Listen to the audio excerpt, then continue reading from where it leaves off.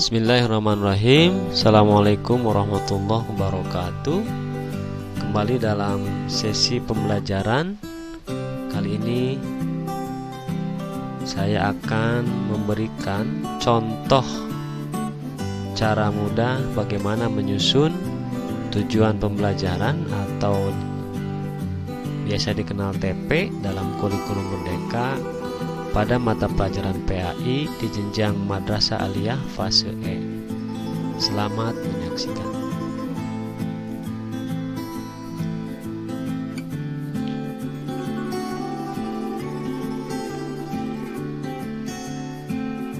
Sebelumnya, mari kita samakan persepsi kita dahulu terkait dengan apa-apa yang harus kita lakukan dalam implementasi kurikulum Merdeka.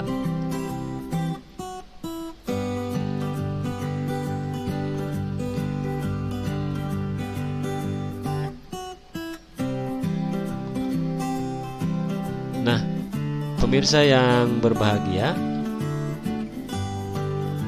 dalam tayangan ini kita melihat bahwa struktur kurikulum di kurikulum Merdeka itu terbagi ke dalam beberapa aspek, yakni intrakurikuler dan proyek penguatan profil pelajar Pancasila dan pelajar rahmatan lil alamin.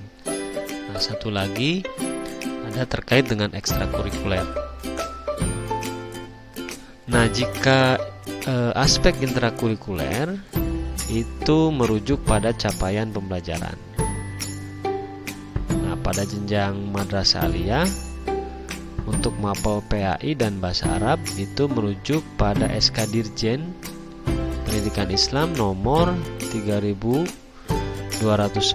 tahun 2022. Nah, dari capaian pembelajaran ini kemudian nanti akan kita bedah, kita analisis menjadi tujuan pembelajaran dan menjadi alur tujuan pembelajaran.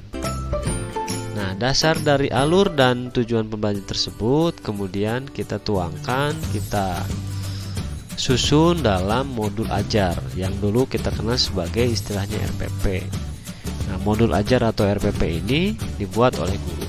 Nah, sementara jika profil pelajar Pancasila dan rahmatan lil alamin itu nanti akan melahirkan modul project. Nah, untuk modul project ini dibuat oleh tim fasilitator. Jadi yang kita buat sebagai guru mata pelajaran itu adalah modul ajar.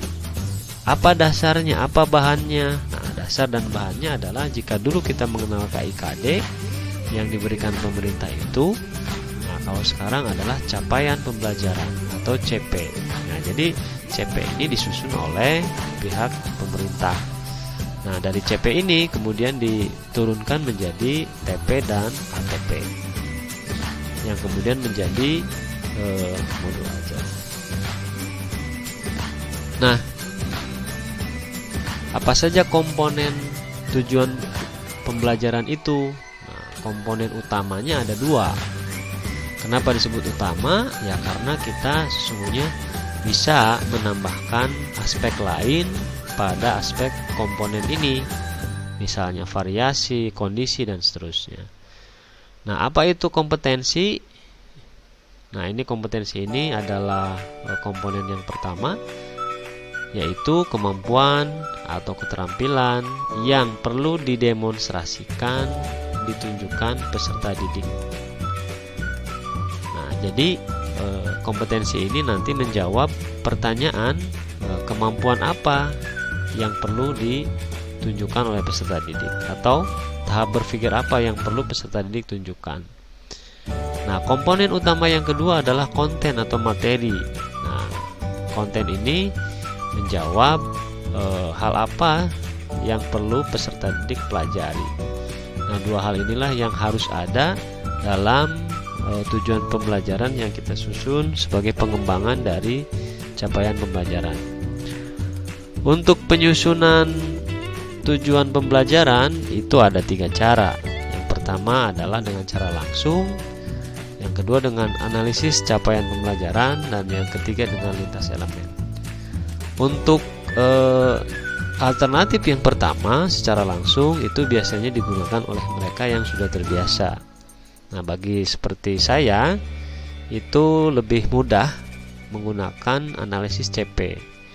Nah, sementara untuk lintas elemen juga bagi mereka yang sudah terbiasa. Kalaupun mau dipakai, silahkan, karena kita diberikan kemerdekaan untuk memilihnya. Para hadirin yang berbahagia, nah, contoh yang diberikan dalam video ini adalah terkait dengan penyusunan TP ini adalah dengan menggunakan yang kedua, alternatif yang kedua, yaitu analisis capaian pembelajaran.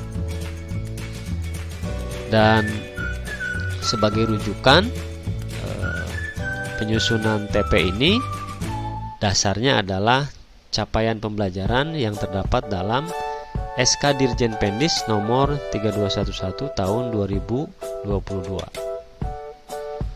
Nah, ini CP-nya, rujukannya teman-teman. Jadi dalam video ini rujukannya ini. Jika nanti ada regulasi yang berkembang, yang berubah, ya berarti nanti CP-nya bisa jadi sama, bisa jadi berubah. Nah, karena kita mengikuti regulasi yang ada, yang saat ini ada, maka saya mengikuti ini. Nah, lalu kita lihat pada fase E, pada mata pelajaran akidah akhlak, capaian pembelajarannya itu terbagi ke dalam beberapa elemen, yaitu elemen akidah, elemen akhlak, kemudian elemen adab, dan satu lagi elemen lainnya. Nah, untuk contoh yang diberikan dalam video ini adalah hanya elemen akidah, ya. Nah, pada elemen akidah ini capaian pembelajarannya adalah peserta didik mampu menganalisis sifat wajib, mustahil bagi Allah Subhanahu wa taala, dan seterusnya. Nah, kemudian karena kita menggunakan format analisis CP, maka kita sediakan kolom atau tabel, yaitu tabel kompetensi dan tabel konten. Nah, nanti gabungan antara kompetensi dan konten ini melahirkan kalimat atau redaksi tujuan pembelajaran. Nah, kita lihat contohnya seperti ini, teman-teman. Peserta didik mampu menganalisis. Nah, menganalisis ini adalah kompetensi. Nah, jadi garis kata yang saya tandai dengan warna hijau ini adalah kata menganalisis, dan itu masuk ke dalam kompetensi. Nah, sementara kontennya itu dalam capaian ini menurut hemat saya ada 3. Nah, nanti si konten ini akan menjadi bab, yaitu pertama sifat-sifat Allah, yang kedua Asmaul Husna, yang ketiga adalah pemahaman Islam wasatiyah. Nah, kemudian digabungkan antara kompetensi dan konten ini menjadi tujuan pembelajaran. Sehingga tujuan pembelajarannya adalah peserta didik dapat menganalisis sifat-sifat Allah, yang kedua peserta didik dapat menganalisis Asmaul Husna, dan yang ketiga peserta didik dapat menganalisis pemahaman Islam wasatiyah. Nah, jadi ini tujuan pembelajaran. Nah, ini baru pada elemen akidah, teman-teman. Nah, silakan nanti teman-teman tunggu video berikutnya tentang elemen lainnya pada mata pelajaran akidah fase E atau kelas 10. Dan teman-teman juga boleh mendownload tujuan pembelajaran ini, linknya pada link deskripsi di bawah ini. Demikian teman-teman yang dapat saya sampaikan, mudah-mudahan bermanfaat. Semoga kita menjadi guru sebagaimana yang diharapkan oleh regulasi, tuntutan zaman, dan para orang tua yang ada di Indonesia. Wallahul muwaffiq ila aqwamit thoriq. Wassalamualaikum warahmatullahi wabarakatuh.